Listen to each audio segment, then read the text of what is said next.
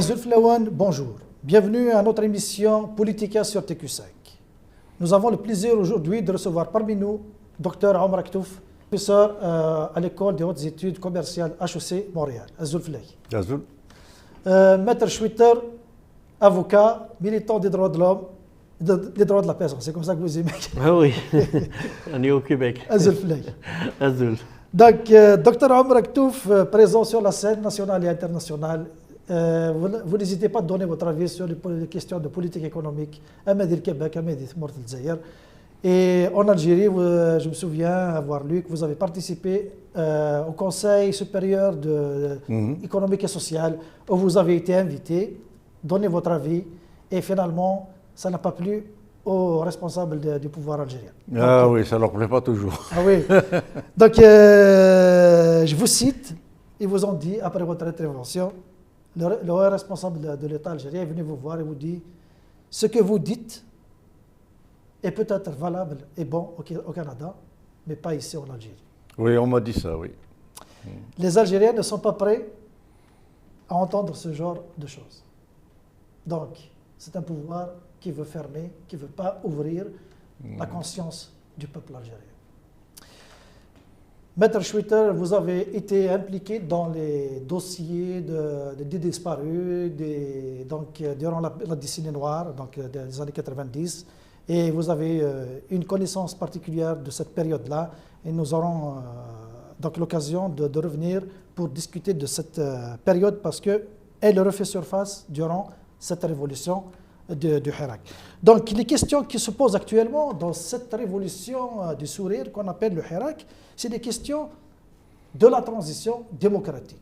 Donc pour préparer le passage de la dictature à la démocratie. Donc entre autres, les mécanismes économiques, les mécanismes juridiques qui vont nous permettre de réussir cette transition démocratique. Avant de rentrer dans ces aspects de juridique économique, nous allons faire le tour sur le Hirak. Donc, monsieur Aktouf, vous avez fait un tour en Algérie en mois de juillet 2019. Oui. Vous avez marché, si je me souviens bien, donc le 24 ou le 25, le vendredi, vous avez été dans le... Oui, oui. Et votre compte rendu sur Al-Watan, il est sur le média, je l'ai oui, lu. oui. Et donc vous avez été ébahi par la présence, de toutes les catégories d'âge, les femmes, les hommes et tout ça. Ça donne une nouvelle Algérie. Ah, complètement, complètement. J'ai vécu les journées de l'indépendance. Je me croyais aux journées de l'indépendance quand les Algériens défilaient dans la rue avec... j'ai vu un peuple mûr, un peuple qui savait ce qu'il voulait, qui savait clairement ce qu'il voulait, qui posait des questions, alors les banderoles, tout ça, toutes les questions politiques et économiques étaient très bien posées. J'ai vu quelque chose qui m'a redonné espoir, vraiment. Après l'arrêt des marches, suite au Covid, le Hirak a pris une décision responsable de s'arrêter pour sauver des vies, sauver la santé publique. Là maintenant, il y a une certaine assurance, il revient. Est-ce que vous avez la même impression, le même enthousiasme? Oui, sauf que malheureusement, évidemment, je ne suis pas sur place, c'est malheureusement pas possible, mais je vois qu'il y a des tentatives de scission à l'intérieur du Hirak, notamment ce qu'on appelle la mouvance islamique Rachad, etc. Mais bon, mais apparemment, ils sont sous contrôle. On ne peut pas nier que l'Algérie est quand même un pays qui est assez significativement entre les mains des islamistes. Il faut pas, cette force-là existe, est liée. Alors, est-ce que c'est la même que celle qui existait avant les années 90? Est-ce que c'est une autre? Ce qu'ils disent, le discours de Rachad, c'est un discours où ils disent, bon, nous, on est musulmans, mais on veut juste ça. On veut les mosquées, l'islam se fera à la mosquée, la politique, c'est autre chose. On est prêt à être une sorte d'islam laïque, comme, je ne sais pas, d'autres pays. Un certain conservateur. Voilà, mais apparemment moins charia, etc., que le discours qu'ils avaient avant. C'est exactement la même question, Maître Schwitter, c'est que nous avons vu la période de 90, c'était les clivages, les divisions à tous les niveaux. Les clivages entre ceux qui soutiennent l'arrêt du procès électoral et ceux qui sont pour la négociation avec la mouvance islamiste, et c'est-à-dire le Coran Saint-Égidieux. Et c'est le vieux, ce que j'appellerais ce que j'appelle les vieux démons. Parce que on pense à partir du 22 février 2019, la page est tournée. Mais ça revient. Alors, c'est quoi votre lecture? Écoutez, les gens oublient aussi que nous sommes une société post-conflit. Nous avons vécu, ce n'est pas seulement un clivage, mais on a vécu pendant presque 10 ans, ou peut-être plus de 10 ans de conflits armés. Juridiquement, les juridictions suisses, dans une affaire justement de général Khaled Nazar, il qualifie les événements passés en Algérie comme un conflit armé non international. Le jargon, on utilise la guerre civile. En droit international, on utilise le conflit armé international, donc entre différents pays, et non international ou interne, c'est la guerre civile. Donc on a vécu, et puis après l'arrêt de ce conflit, il n'y avait pas réellement un processus de réconciliation, une véritable réconciliation, un véritable processus de justice, d'affronter le passé, comme certains pays l'ont connu, l'Afrique du Sud, le Chili, le Guatemala et d'autres, pas l'Espagne, un petit peu le Portugal. Donc, c'est une société traumatisée. Certains acteurs sur la scène, même actuellement, ils étaient certains acteurs ou des protagonistes du conflit interne des années 90. On parle de retour, par exemple, du général Khaled Nazar, du général Mohamed Ben Dendi Toufir. Ça, c'est des protagonistes du conflit. On parle de Ali Habel Haj qui intervient dans les réseaux sociaux ou certaines chaînes de télévision. C'est un des aussi des donc, les démons, ils sont là. Enfin, donc, c'est un passé qui ne passe pas et il ne passera jamais, sans doute l'histoire de l'humanité. Mais il y avait des moyens justement pour affaiblir justement que la mémoire devienne une mémoire très dangereuse ou peut être instrumentalisée pour des motifs plus de division. Tu vois. Donc, les risques, c'est l'instrumentalisation de la victimologie, de la victimisation qui peuvent être dangereuses justement pour la cohabitation, pour l'unité de... Moi, je peux dire que je pense de plus en plus maintenant les gens ils sont plus responsables. Il y a un discours qui dit qu'il faut éviter de parler et d'instrumentaliser les dommages, le traumatisme des victimes.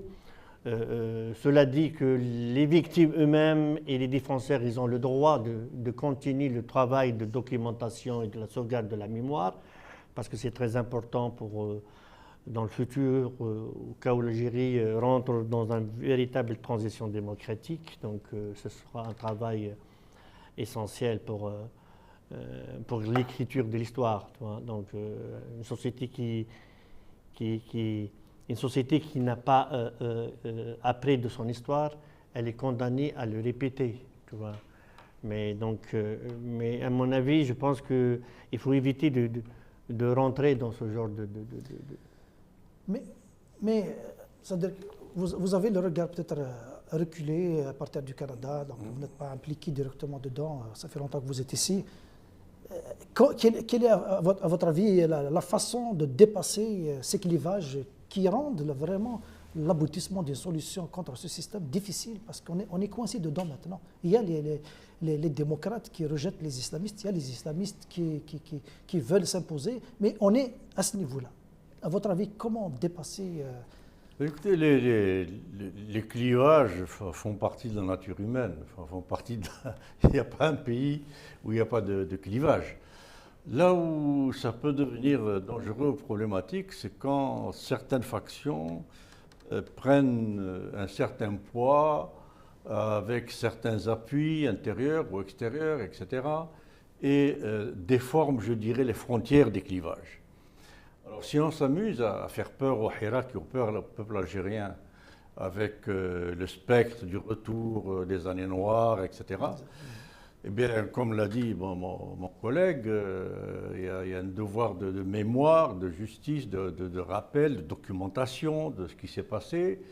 Et à partir de là, qu'est-ce qui s'est passé à partir de 1992? On a quand même volé des élections démocratiquement gagnées par un parti qui s'est démocratiquement présenté, etc., etc. Et ce qui s'est passé ensuite pendant les 10 années, on ne sait pas qui tuait qui, de quelle faction, à qui profitait la mort de qui, et si des généraux sont mis en cause devant des cours de Suisse. Alors un jour ils sont arrêtés, le lendemain ils sont libérés, un jour ils sont jugés, le lendemain ils sont acquittés.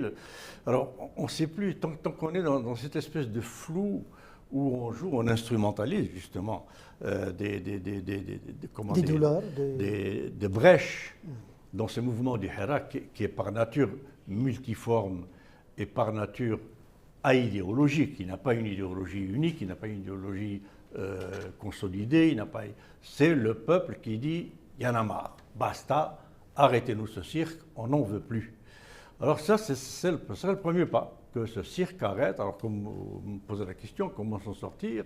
C'est d'abord mettre les cartes sur table et satisfaire les premières très grandes revendications du peuple algérien, c'est-à-dire qu'à partir de maintenant, les choses se passent clairement, qu'il y ait une émanation d'institutions algériennes. Il n'y a aucune institution légale ni légitime aujourd'hui en Algérie, qu'il y ait une plateforme pour mettre des institutions en marche, lesquelles institutions iront vers ce devoir de documentation, de mémoire, de ceci, de cela, de réconciliation, etc.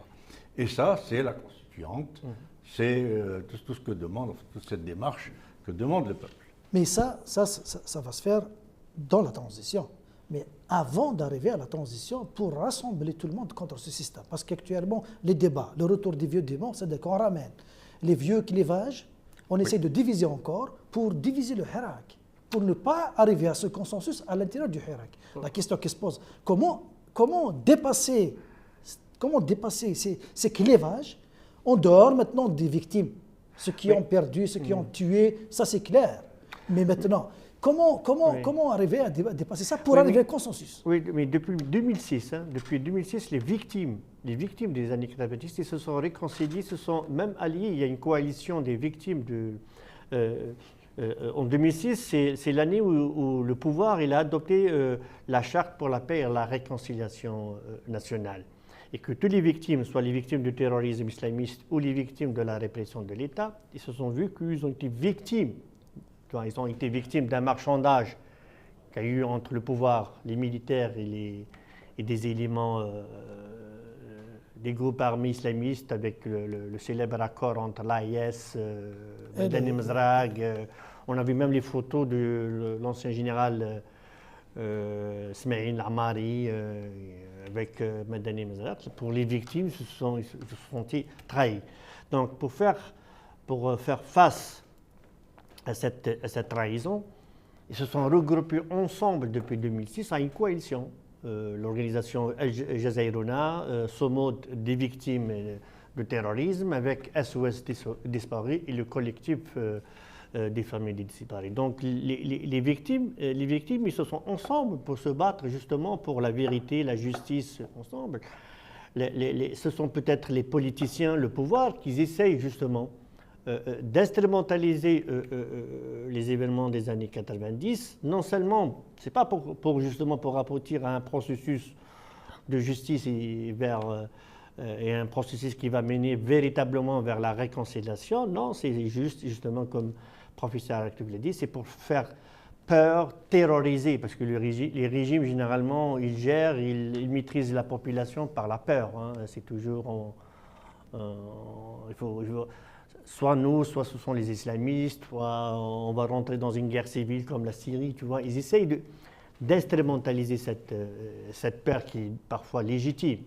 Mais je pense que la nouvelle génération, c'est ce que j'ai constaté, mais je ne suis pas en Algérie, mais j'ai constaté que la nouvelle génération, elle est loin, elle refuse justement de rentrer dans de ce genre de polémique, tu vois. Donc pour eux, d'ailleurs, les slogans, on a vu dans les slogans Matrafounesh, Belachriya Soudan. Donc tu vois, donc la nouvelle génération, c'est vrai qu'on n'a pas vécu les événements de 90, mais elle n'échappe pas.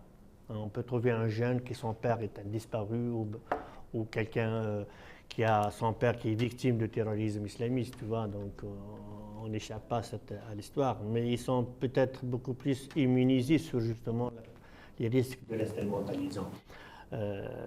Moi, je peux vous dire que les victimes, ils sont ensemble, hein, les victimes des années 90. Donc le problème se pose à un niveau des élites politiques parce que le peuple, comme on dit, sur le terrain, il marche ensemble, il n'y a pas de complexe, il n'y a pas de...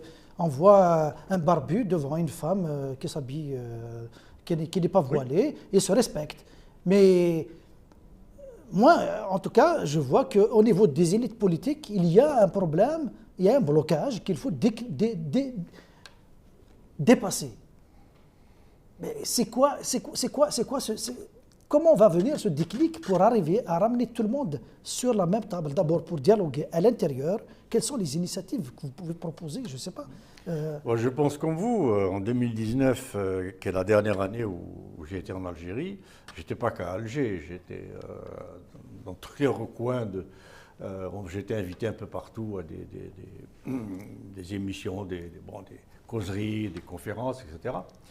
Et comme vous, moi j'ai vu un peuple plutôt cohérent avec lui-même. Je veux dire, celui qui a la gandora et le machin à côté d'une fille en jean et ça ne pose absolument aucun problème. Je n'ai pas senti ces clivages qu'on nous crie comme ça officiellement. À travers les organes officiels, attention, il y a du danger, il y a des... Sur le terrain, je ne l'ai pas vu depuis l'Oranie jusqu'à pratiquement Constantine, Sétif, où j'ai été, en passant par la Kabylie et Alger. Alors, je voudrais revenir juste sur ce que vous avez dit tout à l'heure, que le fait d'être ou de ne pas être dans le sérail ou le premier cercle du sérail, vous avez fait allusion à ma participation au Conseil économique, donc ça c'était 96, 97, je pense. Oui. Et puis on m'a réinvité en 2015 avec Sellal, et là aussi ça a été, pas été le clash, mais presque. Enfin, au moins on a appliqué une des suggestions que j'avais données, c'était de faire un emprunt national. Emprunter de l'argent algérien, plutôt que d'aller emprunter au FMI ou ailleurs, etc. Faire un emprunt national. Bon, ils ont essayé de le faire, mais ça n'a pas marché. On va voir ça tout à l'heure dans les mécanismes économiques. Parce que quand le peuple n'a pas confiance dans ses institutions, le peuple ne sort pas son argent. Le peuple le thésaurise. Alors, j'ai été, je ne peux pas dire comment ni qui, mais j'ai été, après ce haut commissariat, c'est ce haut déballage, où j'ai été en face du président à l'époque, quand j'ai parlé, convoqué littéralement dans des très hautes sphères, je dis bien très hautes, où j'ai été mis encadré par 4 ou 5 très hautes responsabilités ou gens de responsabilité et qui m'ont tenu clairement le langage suivant, c'est que l'Algérie doit suivre une voie. Et toute personne qui vient s'opposer à cette voie, eh bien, elle est plutôt mal considérée, etc. Et puis j'ai été raccompagné par une de ces très hautes personnes, pratiquement jusqu'à mon hôtel, pour me dire, vous reprenez l'avion demain pour le Canada, vous êtes bien là-bas. Et ici, enfin, ce que je veux dire ici, c'est que j'ai découvert que finalement, je n'ai pas découvert, on s'en doutait, qu'il y avait un agenda qui pouvait aboutir même jusqu'à accréditer l'idée que le premier mouvement du Hirak ait été manipulé, instrumentalisé par une certaine faction pour déstabiliser une autre, etc. Mais là, je crois que ça leur a échappé. Et là, le Hirak est devenu un mouvement à part. Maintenant, comment arriver à faire de ça quelque chose de plus monolithique, de force agissante plus directe, C'est très difficile. Si on passe à la violence, ça leur donnera l'occasion. Le droit et le prétexte peut-être de massacrer, on ne sait jamais.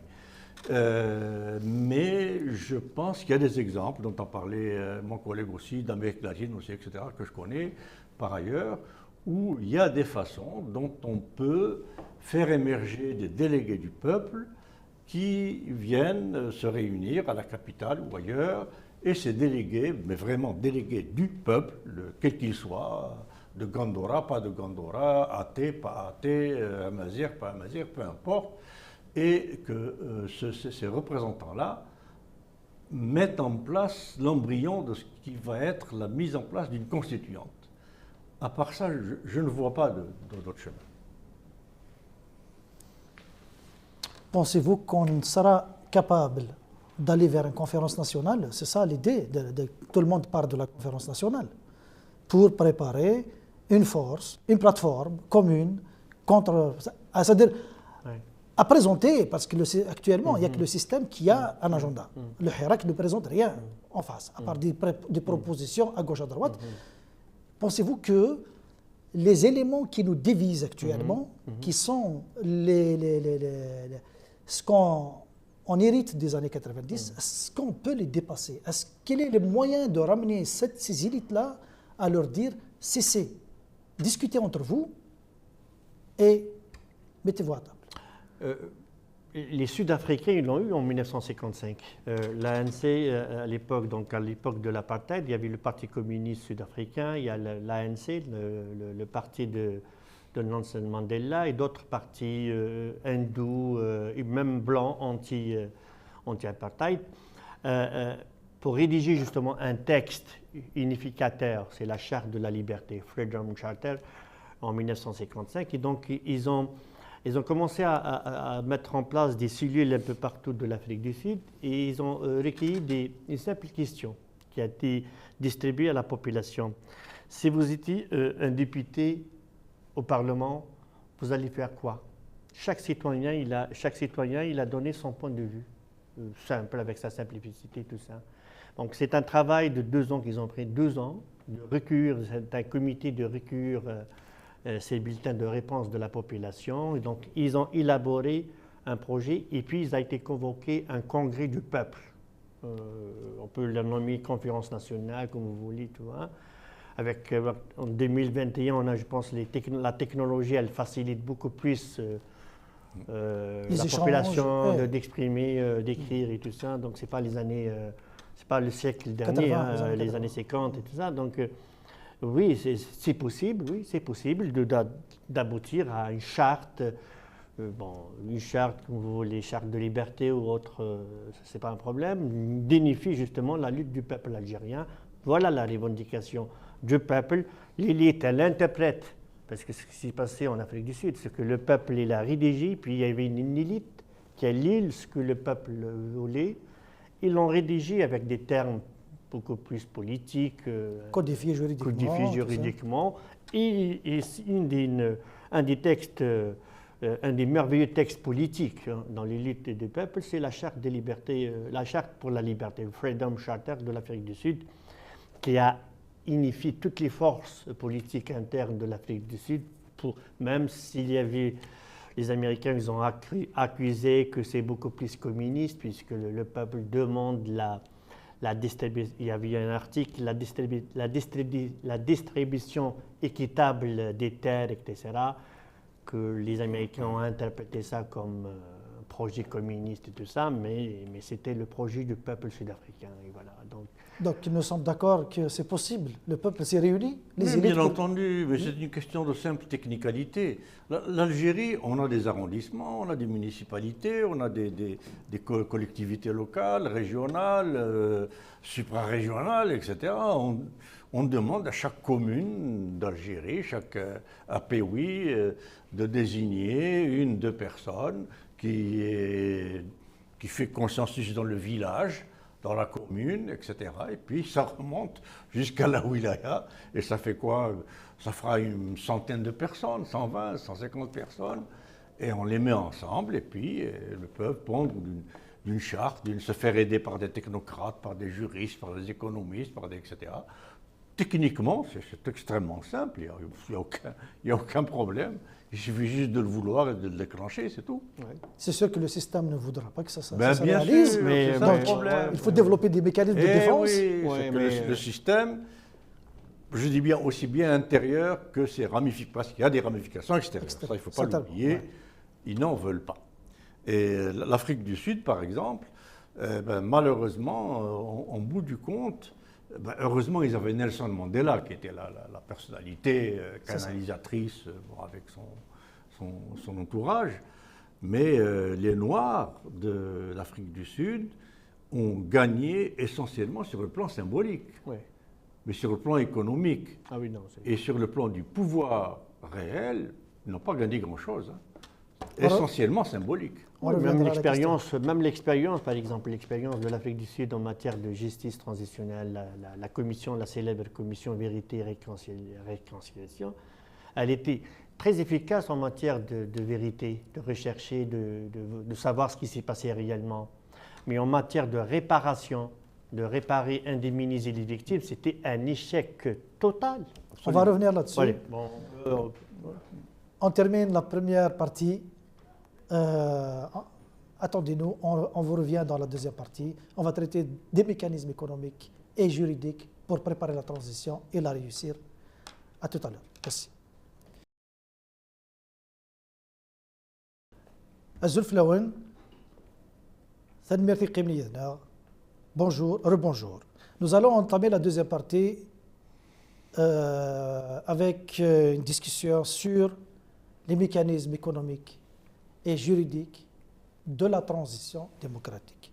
Tout le monde attend, tout le monde parle de cette transition qui va permettre à cette révolution d'engager l'Algérie sur de nouvelles rails, sur une nouvelle issue, en remplaçant le système en place. Monsieur Aktouf, vous avez eu la chance d'être invité en Tunisie et participer à donner votre avis sur la transition économique et politique en Tunisie. Pouvez-vous nous dire quelles sont les étapes à éviter pour avancer vite en Algérie? Oui, j'ai eu cet honneur d'être invité par les Tunisiens, mais j'ai fait la même chose aussi en Équateur et plus ou moins au Brésil avec la transition Cardoso-Lula. Bon, alors en Tunisie, ce que j'ai remarqué, c'est que quand je suis arrivé, c'était quelques mois, quelques semaines après le soulèvement. 2011, c'était ça? Très vite. Ouais. Oui, très vite. Oui. J'ai reçu une invitation de Tunisiens qui étaient en France, qui étaient exilés, des anciens politiques, des anciens membres du gouvernement même de Bourguiba, Rahmo, de son temps, tout ça. Et en arrivant le lendemain ou le surlendemain, j'ai vu à la télévision passer Hillary Clinton, qui était ministre des Affaires étrangères de Doha, et qui dit « Je suis ici pour m'assurer que la Tunisie aura la démocratie que nous souhaitons. » Le message était... Le là est donné. Ah, c'était le tank, la grosse Bertha, là, voilà. Et puis, bon, alors, mon expérience, c'est intéressant quand même de voir comment on ne peut pas échapper à la mainmise des anciens colonisateurs, etc. Ça, c'est un très gros problème dont il faudra qu'on parle aussi.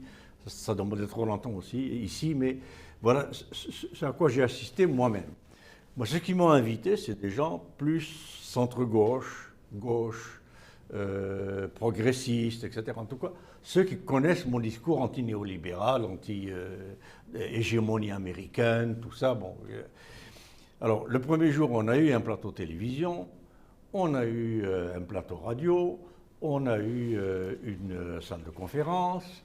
Le deuxième jour, plateau télévision annulé, plateau radio annulé, salle de conférence maintenue. Troisième jour, ni salle de conférence, ni plateau télé, ni plateau radio, tout était complet partout.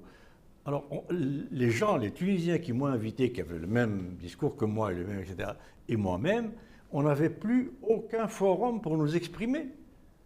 Les forces néolibérales, et alors dans toutes les télévisions, tous les journaux tunisiens, c'était le même discours, le même leitmotiv. Attention, la future Tunisie doit être démocratique à l'image de l'Occident. Attention, attention au retour des non-alignés. Qu'est-ce que vous avez contre les non-alignés? Voilà, si la Tunisie va être non-alignée, de quoi vous vous mêlez? Attention, la Tunisie ne doit pas sortir de l'économie de marché. Attention, les Tunisiens ne doivent pas sortir de... etc. etc. Mais c'était un matraquage inouï pour que la transition tunisienne n'échappe pas au contrôle des forces économiques internationales. Alors, des amis ont réussi, là, de ce groupe, donc Bourguiba, etc., les anciens, ils ont réussi à m'infiltrer dans un forum économique où il y avait le directeur général de l'OCDE, qui était un type d'origine syrienne, et puis, des économistes, etc., mais Banque mondiale, FMI, etc., l'OMC, vraiment l'alignement complet sur les forces dominantes de l'économie mondiale depuis le colonialisme. Et là, ils m'ont infiltré, ils m'ont mis parmi le panel, je ne sais pas comment ils ont fait, ils m'ont mis à la place de quelqu'un d'autre, et exprès pour que je puisse contrer leur discours. Et je l'ai fait à tel point que j'ai remis en question même, parce qu'il passait des équations, des projections, de ceci, de cela, etc., des grands économistes du FMI, de la Banque mondiale, de Tunisiens et pas Tunisiens, hein, et l'OCDE, j'ai même été jusqu'à leur demander, mais est-ce que vous savez d'où viennent les équations que vous utilisez là? Les équations que vous utilisez, je suis économiste, ces équations sont faites pour rendre compte du comportement des particules, des molécules de gaz, c'est les équations de Maxwell, c'est les équations de Newton. De quel droit vous traitez l'humanité comme si c'était un astre céleste ou un électron? Ça, ce que vous racontez là n'a aucun sens. Et le public, là, dans la salle, tout d'un coup, on a senti un changement. Ils ont senti comme si on le prenait pour des imbéciles. Et là, surtout que mon discours ne continue pas, on m'a fait comme en Algérie. Le Haut Commissariat, on avait 20 minutes chacun, 20-25 minutes. Moi, on m'a arrêté au bout de 12, je pense, 12-14 minutes. Et on m'a apporté un papier, quelqu'un est venu, Monsieur le Président a un rendez-vous, concluez. Et ça fait 10 minutes que je parle, j'ai encore au moins 10 minutes. J'ai dit, il y a des gens qui ont des rendez-vous importants, mais qu'ils y aillent. Je n'ai pas osé dire le président. Mais ce qui s'est passé, c'est que celui qui tenait les micros, il m'a fermé mon micro. Alors ils m'ont fait la même chose à Tunis. Alors voilà de quoi il faut qu'on se méfie aussi. C'est qu'il y a, non seulement il y a nos propres problèmes internes de nous entendre entre nous, d'avoir un consensus sur ce que sera l'Algérie, pour quel type d'Algérien, etc., etc., mais il faudra aussi qu'on soit très, très, très vigilant sur cette même mise de l'extérieur, surtout que l'Algérie, c'est quand même la porte d'entrée de l'Afrique. Et l'Algérie, c'est un pays où, quoi qu'il arrive, c'est un écran gigantesque. C'est un joueur important dans la Méditerranée. Pour le reste du monde. Donc il faut qu'on fasse attention à ça aussi. Alors voilà ce que j'ai tiré, moi, de l'expérience tunisienne. C'est que malheureusement, ils n'ont pas prévu que l'Occident allait être aussi fort, aussi présent, jusqu'à nous priver de la moindre salle d'hôtel pour parler. On était obligé de parler dans la rue, place de France, dans les cafés, pour tenir le discours. Est-ce qu'une Tunisie non néolibérale est possible? C'est juste ça qu'on voulait essayer de faire. Le débat est fermé. Ah ouais. Donc la question économique, elle reste toujours sous surveillance des étrangers, sous surveillance des lobbies à l'intérieur. Pour faire émerger une idée, il faut la même question sur le... Parce que l'économie sans la justice ne peut pas décoller. On ne peut pas avoir une économie forte sans une justice forte. Est-ce que nous pouvons faire confiance à l'appareil judiciaire qu'on a actuellement pour accompagner la transition? Non, je pense que oui. Non, je pense que s'il n'y a pas véritablement un état de droit, on ne peut pas garantir il y a des garanties à les investisseurs. Moi, je ne suis pas un économiste, mais généralement, un investisseur et puis la création des entreprises et tout ça, il faut une stabilité juridique, des institutions stables, une véritable indépendance de la justice. C'est des garants des droits. Dans une transition, il faut se connaître, il y a 2 types de transition. Il n'y a pas 3. Il y a la transition gagnée, imposée. C'est comme le cas de la Tunisie, par exemple, où il a eu la chute de Ben Ali. Il n'y a pas eu de négociation de son départ. Donc, il y a la transition négociée. Le Chili, l'Afrique du Sud et tout ça, il y avait des négociations. Ça veut dire que le système, il veut partir, mais il veut partir avec des garanties. Avec des compromis. Alors, le premier type de transition, c'est, on peut dire que la marge de manœuvre des décideurs qui accèdent au pouvoir, elle est plus large par rapport au deuxième type de la transition négociée, tu vois, où il y avait des compromis, des accords, donc qui sont très limités en matière de justice. Tu vois, par exemple, au Chili, où il y avait au début des années, c'est l'impunité totale. Il ne faut pas toucher à la loi de 1978, c'était la loi faite par Pinochet de l'auto-amnistie. Donc, d'ailleurs, elle est encore en vigueur jusqu'à aujourd'hui. Tu vois. Donc, cela dit, que le professeur Aktouf, il parle, même s'il y a une transition gagnée, imposée par le peuple, par une révolution, il ne faut pas oublier, et moi je l'ai constaté aussi en Tunisie, parce que j'étais dans un colloque justement sur la justice transitionnelle en mai 2011. J'ai posé des questions à des amis de la Ligue tunisienne des droits de l'homme, par exemple, où je voulais parler sur la capacité, est-ce qu'il prévoit la capacité de nuisance des anciens du régime, et aussi soutenu par des cercles à l'étranger. Et j'ai l'écho qu'à ce moment-là, en 2011, j'ai l'écho qui sont naïfs. Pour eux, c'est bon, la révolution a gagné. Donc le système... C'est fini, Ben Ali, c'est fini, les anciens du régime et tout ça. Et là, moi, j'avais mon propre jugement pour dire qu'ils sont encore naïfs. Parce que la phobie des spécialistes de la transition, surtout de la justice transitionnelle, c'est les risques, ce qu'on appelle de la capacité de nuisance des anciens du régime. Ils ont encore la possibilité de détruire le processus. C'est vrai qu'il y avait une forme, mais c'est vrai qu'en Tunisie, il y avait une forme d'euphorie, de soulagement. Ils sont soulagés de Ben Ali, donc ils ont atteint le but. C'était un peu ça. Mais c'est aussi l'Égypte. Hein. Voir plus loin. Voilà. C'est ça aussi l'Égypte pour dire ok, c'est bon, Moubarak est parti, donc. Tout ce qui vient peut être que meilleur. Alors qu'il y a il y a des craintes, les hommes d'affaires qui ont gagné, tu vois.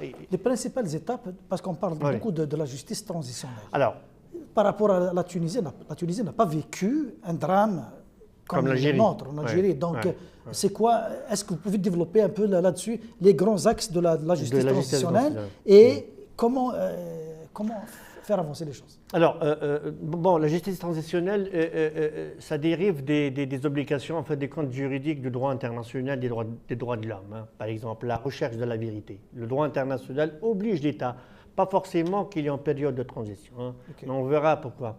Même l'État algérien actuellement, il a l'obligation juridique de faire la vérité, la lumière sur ce qui s'est passé pendant les années 90. Tu vois, on parle de justice transitionnelle parce que pour la période de transition, il y a plus de la volonté politique, parce que c'est un autre pouvoir qui n'est pas impliqué. C'est là, il y a plus de volonté politique pour mettre en œuvre ces obligations. Alors, la première option, c'est la recherche de la vérité. Elle est très importante. Sur quel dossier? Sur la période des crimes, parce qu'au début, la justice transitionnelle, elle est beaucoup plus basée sur les crimes de masse. Okay.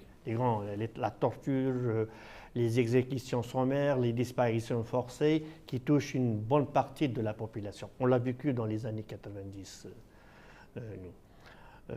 L'expérience de Tunisienne, ils ont ajouté la question de la corruption.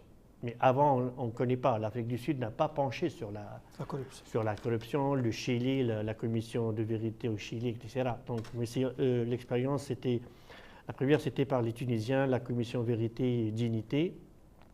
Donc la recherche de la vérité. Elle est une obligation juridique, mais aussi c'est une obligation politique, parce qu'on ne peut pas construire un nouveau État, un État de droit, basé premièrement sur le mensonge et la falsification de l'histoire. Donc il faut que la nouvelle société fasse la vérité. Qu'est-ce qui s'est passé réellement? Et ça peut aider aussi de comprendre le système répressif et de la corruption. On a vu par exemple avec la Tunisie, et c'était public, les audiences de la commission vérité, où on a la présidente Siham Ben Sedrine interroge le neveu de Ben Ali Tarabelsi. Il a très bon, parce qu'il y avait un accord, il y a une possibilité de bénéficier d'une certaine impunité, mais en contrepartie, je pense qu'il rembourse l'argent, puis de dire la vérité. Donc dans la démarche, on rassure les gens. Et en même temps, il a expliqué les rouages de la corruption, comment ça se passe avec la douane. Tu vois. Donc ça va aider la nouvelle société à mieux comprendre le système de corruption pour mieux mettre en œuvre des politiques et des procédures pour lutter contre la corruption. Bon, la deuxième option et la stratégie, c'est les procès. Ce sont les procès des auteurs des violations. C'est une obligation juridique. Tu vois, on a vu par exemple des rares cas en Afrique du Sud, on a vu en Argentine. La junte militaire a été, mais il y avait après a été gracié par le président Carlos Menem, tu vois, mais ils ont été jugés, le général Videla et l'amiral. C'était l'équipe de la junte, exactement. Donc ils ont été jugés. Donc ça c'est très important. Il y a en Afrique du Sud, il y avait même des procès sur les multinationales aussi, qui ont bénéficié de l'apartheid du régime. Tu vois, donc ça touche même au crime économique. C'était un débat très, très, très dur en Afrique du Sud parce que, y compris le nouveau pouvoir, l'ANC ne voulait pas toucher justement, elle voulait faire un compromis pour elle parce que s'attaquer aux multinationales, pour eux, pour la nouvelle direction, c'est faire fuir les capitaux étrangers. Alors que l'Afrique du Sud a besoin, je pense, professeur Aktouf, il devrait parler sur est-ce qu'il faut les poursuivre ou donner des garanties, parce qu'on a besoin à un moment donné, l'Algérie, à ce moment-là, surtout les pays en transition, ils ont des problèmes de financement. Hein. Les anciens régimes, ils te laissent une caisse vide, presque pas d'économie. La population les demande, elle est très importante. Elle est libérée de la répression, de la peur. Donc elle revendique chaque jour. C'est pas. Parce qu'actuellement, la justice transitionnelle, elle entre dans un processus de rendre confiance au peuple, réellement. De dire que voilà ce qu'ils ont fait, ils vont payer, ou bien ils vont dire comment ça s'est fait pour corriger. Mais sans ça, l'économie ne peut pas redémarrer, parce que l'économie, c'est la confiance du peuple. Absolument. Et la confiance de l'élite dans le domaine économique. Donc, alors comment on peut rentrer dans le vif du sujet? Comment vous imaginez cette transition-là vers amorcer une économie sérieuse en Algérie? Comment on peut amorcer une économie sérieuse en se basant sur les crimes économiques? Parce qu'on ne peut pas construire quelque chose sur ce qui s'est passé actuellement. Donc il faut démarrer quelque part, il faut assainir d'abord et construire. Déboucher sur après une transition, d'abord la transition, ensuite l'après-transition, d'une économie sérieuse, viable, etc., ça passe forcément aussi par le politique et le juridique. s'il n'y a pas le politique et le juridique pour encadrer tout ce qui se fait sur le plan économique, l'économie c'est le politique c'est l'économique et tout ça. C'est la décision politique qui fonctionne. Il n'y a pas de politique qui gère autre chose que de l'économie, il n'y a pas d'économie qui sert autre chose qu'une politique ou des politiques. Donc des politiques sociales, des politiques néolibérales, des politiques keynésiennes, des politiques peu importe, mais tout ça va ensemble. Mais vous avez dit le mot-clé, c'est effectivement confiance, etc. Et alors, on le sait maintenant, je veux dire, c'est plus du tout un sujet que même les plus grands professeurs comme Joseph Stiglitz, comme Paul Krugman, comme Robert Reich, comme etc. Et là, je parle d'Américains, hein, je ne parle pas de tiers-mondistes comme Cécile Foursade ou ma chère Samir Amin ou d'autres, etc., qui n'hésitent plus à dire que les multinationales, c'est des renards dans les poulaillers. C'est tout. Les investissements extérieurs, comme on les appelle, tout ça, c'est pas des cadeaux que le capital étranger vient nous faire. S'ils viennent dans nos pays, c'est pour prendre plus qu'ils n'y mettent.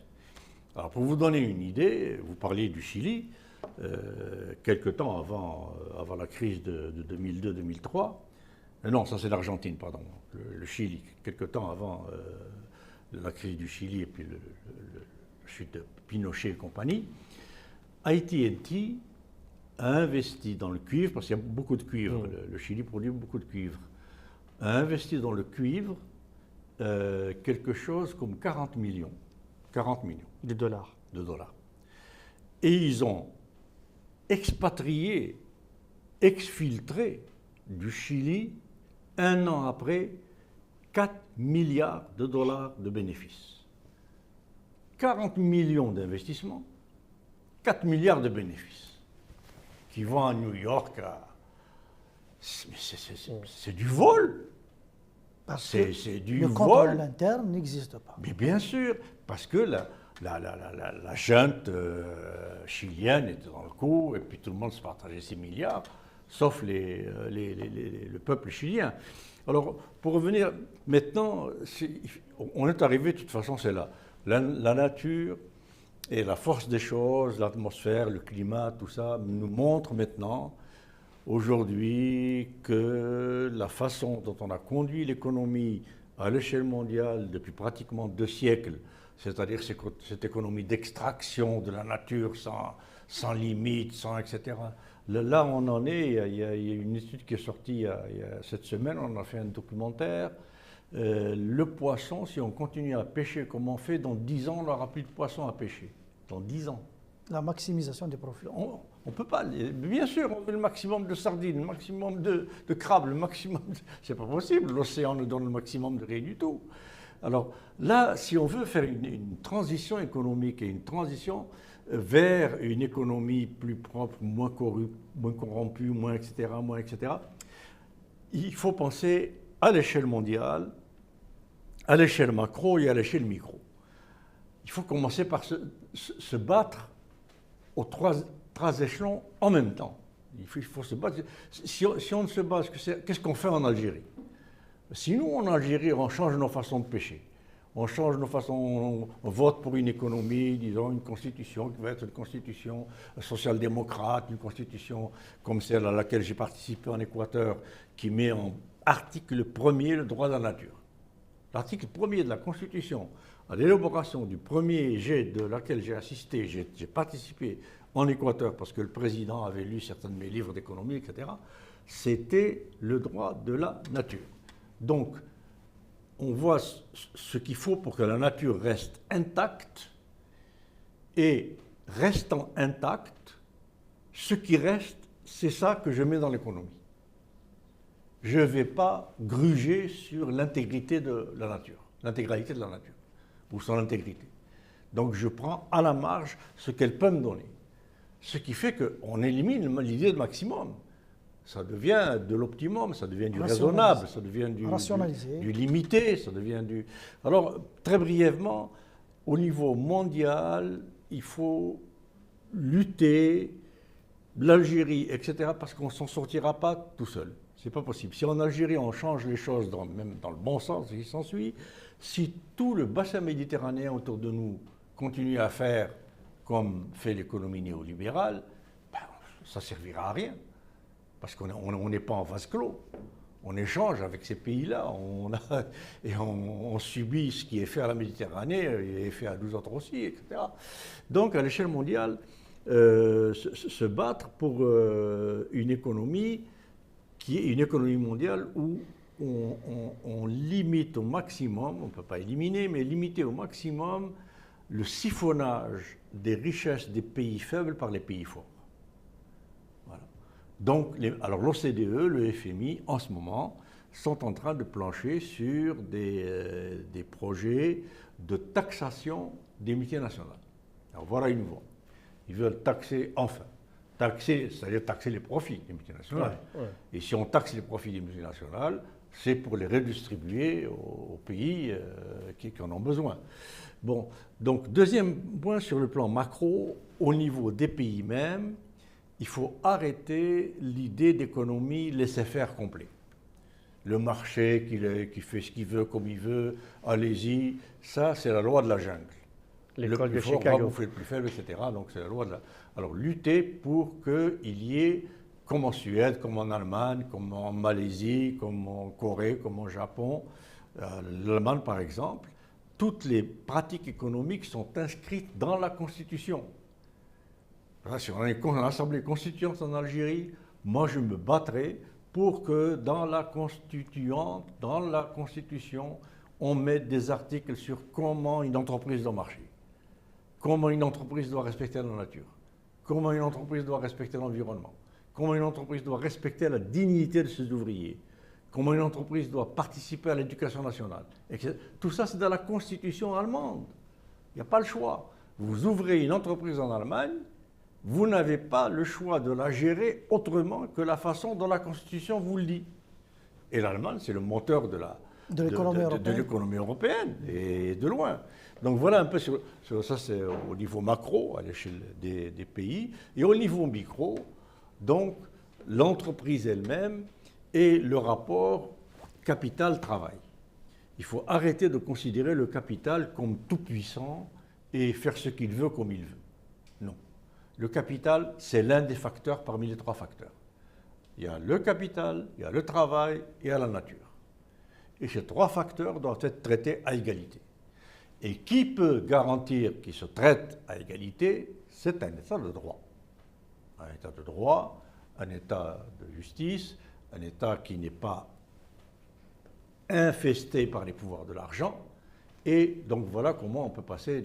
Alors toutes les transitions qui ont réussi et que je connais à travers la planète, si je parle de Lula, si je parle de l'Argentine, etc., sont des transitions qui ont pris en compte les leçons du passé, comme le disait mon collègue tout à l'heure, mais qui aussi ont été, comme au Brésil, jusqu'au quartier même, par exemple de São Paulo, de Porto Alegre, tout ça, etc., les budgets de fonctionnement des quartiers étaient votés et discutés par les habitants des quartiers. Ce n'étaient pas des grands ingénieurs, etc. Donc, une décentralisation, démocratie directe, régionalisation et, j'irai même plus loin, mode de scrutin proportionnel. Parce que le mode de scrutin nominal à 1 tour ou à 2 tours, c'est la dictature d'une portion sur l'autre pendant 4 ans ou 6 ans. Donc le chantier est vaste. Et la transition, moi je la vois venir, Inch'Allah, en Algérie, si il y aura, je pense, à cause ou grâce au Covid, une prise de conscience qu'on ne peut pas continuer comme ça et que tout est lié. Il faut penser une économie, mais en même temps une politique, en même temps une intégrité de l'État, un État de droit, etc. Et tout ça, ensemble, fait qu'on peut aller vers quelque chose de durable pour tout le monde. Merci. Une dernière question, après je vous donne une question, 2 mots de fin, on termine. La question par rapport à la justice transitionnelle, est-ce qu'il ne sera pas en conflit avec la loi de l'amnistie qui a été votée avec Bouteflika parce qu'elle donne des droits, mais la justice transitionnelle, elle se penche sur ce cas-là, elle va traiter Oui, tu parles de l'article 45 de la Charte pour la paix et la réconciliation nationale, Oui. qui interdit justement. Déjà, le Comité des droits de l'homme des Nations Unies, il a déjà fait des recommandations d'abroger purement et simplement cette disposition. Elle n'est pas conforme au droit international. Si on aura une justice indépendante, elle sera déclarée anticonstitutionnelle. Parce que l'esprit, enfin, la première mission d'un État, c'est de faire régner la justice. Bon. L'impunité, peut-être il y a certains politiciens qui disent, écoutez, là, on a besoin de donner des garanties pour limiter la capacité de nuisance, ils sont capables de ne pas céder, etc. Mais sans y aller dans des expériences internationales, je parle de l'Algérie, nous sommes en train de payer un prix très fort à cause de l'impunité. Je te donne un exemple. Après les événements d'octobre 88, où il y a eu 500 morts ou des victimes de la torture, etc. En 90, le gouvernement de Hamrouche, ils ont adopté une loi d'amnistie générale, la loi numéro 1590. Ça a été adopté en août 90. C'est vrai que c'est une loi qui a fait bénéficier à tous les opposants. Le printemps berbère de 80, les événements de Constantine et de Sétif en 86, toutes les personnes condamnées par l'ancienne cour de la sûreté d'État de Mdeya, donc soit les gens de Bouali, même les gens de la Ligue, des droits de l'homme, tout le monde a bénéficié, y compris les gens qui ont participé dans les événements d'octobre Cassure, octobre 88. Mais en même temps, ça fait bénéficier à l'un des responsables à cette époque, juridiquement, de l'état de siège, c'était le général Khadnazar. Parce qu'on a amnistié tous les crimes et les délits. Ça a encouragé Khadnazar de commettre, 2 ans ou 3 ans après, en 92, de mettre un coup d'État en janvier. Et puis, ce qui s'est passé comme des crimes. La loi de 2006, la loi Charte pour la paix et la réconciliation, on a justifié que maintenant il faut tourner la page des années 90, il faut amnistier, il faut etc. pour donner des garanties, il faut que la société... Ça va être difficile de la toucher. Non, sur le plan juridique, elle n'est pas défendable. Okay. Bon, sur le plan juridique. Mais ça a encouragé la torture. On connaît la torture maintenant. Walid Nekrish, qui a été torturé, il a subi des actes de barbarie par des éléments de la DGSI au centre Anta, tout ça. Ça, c'est dû aussi à l'encouragement par la loi d'amnistie, parce que l'impunité encourage la commission des crimes. Parce que l'agent d'État, qu'il soit de police, de gendarmerie ou des services de renseignement, à partir du moment où il sent qu'il est en sécurité, il est capable de faire ce qu'il veut, tu vois, on ne lui demande pas des comptes, ça l'encourage à commettre. Tu vois. Donc on n'empêche pas la commission dans le futur de la commission. Donc c'est une question très pénible pour les nouveaux décideurs. Tu vois. D'un côté, est-ce qu'ils vont faire un compromis avec les militaires, une impunité de ne pas toucher à ces lois, comme ça a été le cas au Chili, mais moi au Chili... les juges, il y avait des nouveaux juges de la Cour suprême, pas les anciens juges de Pinochet, mais les nouveaux. Ils ont réussi comment contourner cette loi pour les cas des disparitions forcées. Parce que les disparitions forcées, c'est un crime continu. À partir du moment où on n'a pas fait la vérité sur les sorts des disparus, donc c'est un crime continu. Et la loi d'autodétermination de Pinochet, elle couvre les crimes entre 1973, l'année des coups d'État, jusqu'à 1978. Et les juges chiliens, donc ils ont expliqué qu'on ne vous jugera pas de cette période 73 jusqu'à 78, mais à partir de 78, 79 jusqu'à le crime a été continu puisque la personne elle est disparue encore. Donc, il y a des possibilités juridiques de contourner. Est-ce que les militaires, ils sont courants qu'il y a des risques d'être un jour poursuivis? Je pense que oui, ils sont conscients que même la loi qu'ils ont adoptée n'est pas... en tous les cas, elle ne va pas subir le test devant les tribunaux. Bon. Justement, parce que nous sommes, comme dernière question, mot de la fin, si vous voulez, c'est que nous sommes dans une situation où le régime, il ne peut pas gérer tout seul. Parce que l'encadrement, il le fuit. Les compétences le fuient. Le peuple n'a pas confiance. Si ça continue comme ça va directement au mur. C'est l'explication. Je dirais qu'on est déjà devant le mur. Hein. Et je ne parle pas que de l'Algérie. Alors, il y a le nerf de la guerre dans tout ça, quoi qu'on fasse, c'est quand même les moyens, l'argent. Oui. Or, on peut constater aujourd'hui qu'il y a deux grands fléaux qui font que ce nerf de la guerre, tous les politiciens, même les mieux intentionnés du monde, comme Ahmed Mahater par exemple, en Malaisie, où il fait ce qu'il peut, il fait du bien quand même, ça c'est pas mal.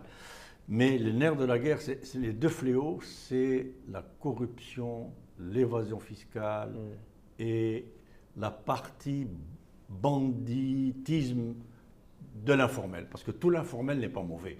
Il y a des parties de l'économie informelle qui sont tout à fait légitimes au niveau local, etc. Donc, mais il faut savoir qu'au niveau mondial, c'est égal. Il y a 35 000, on estime, à 35 000 milliards de dollars la part de l'informel. En Italie, par exemple, il y a 30 ou 40% de l'économie qui est informelle. Mais c'est une économie informelle moins, contrairement à ce qu'on peut croire, moins mafieuse, moins banditiste que dans beaucoup de pays du tiers-monde, peut-être y compris l'Algérie, où les généraux, etc., participent dedans, comme on le sait, les colonels, et tout ce qui s'ensuit. Et c'est égal pratiquement à l'évasion fiscale, 35 000 milliards de dollars à peu près. Donc, si les États, dont l'Algérie, l'appareil juridique existe pour aller chercher, pour poursuivre les gens, maintenant avec l'informatique, tout ça, on peut retrouver les comptes, les noms, les comptes cachés, tout ce qui s'ensuit, qui a déposé où, qui a déposé quoi. Il y a des moyens, l'appareil juridique existe aussi. Mais il faut la volonté. Si on va chercher ces 2 fois 35 000 milliards de dollars, pour l'Algérie, je ne sais pas, sur ces 35 000, 70 000 milliards sur 1000 de milliards, dollars, sur 1000 milliards. Il y a au moins 1 000 milliards, au moins. Oui, il y en a des expériences qu'ils ont mis, ce qu'on appelle, comme en Tunisie, pour les corrompus, là, c'est passer un accord. Vous pouvez bénéficier de ne pas être poursuivi pénalement, mais en contrepartie, vous allez rembourser, par exemple, nous avons l'estimation, vous avez volé 1 milliard, vous remboursez 1 milliard avec une pénalité d'un pourcentage, et puis subir les dispositions de la faillite pendant 5 ans. C'est-à-dire, vous n'avez pas le droit pendant 5 ans de diriger une entreprise ou d'être un jury ou d'être dans des postes de responsabilité. En contrepartie, vous n'allez pas en prison. Donc, il y a une possibilité. Et ça existe dans le droit algérien, dans le droit douanier et dans le droit des impôts. Il y a la réconciliation, solh. La direction pour la fraude fiscale, elle peut ne pas déposer de plainte si vous allez... Et la même chose pour les infractions douanières. Donc, le droit algérien connaît ce genre. Ça, c'est les dirigeants, parce qu'ils vont choisir la voie de punition, donc pénale, ou de dire non, je préfère, nous avons besoin de l'argent. L'intérêt de l'État ou de la société, c'est de récupérer l'argent et puis... Voilà. Donc ça c'est les dirigeants, c'est aux dirigeants de... Mais il est très important de faire la vérité, parce que sans la vérité, la nouvelle société ne connaîtra pas... elle est condamnée à répéter les mêmes erreurs. Tourner la page, il faut faire la vérité. La page ne sera pas tournée, mais elle sera moins, disons... on l'affronte, mais elle devient juste une page de l'histoire. Donc ça amoindre...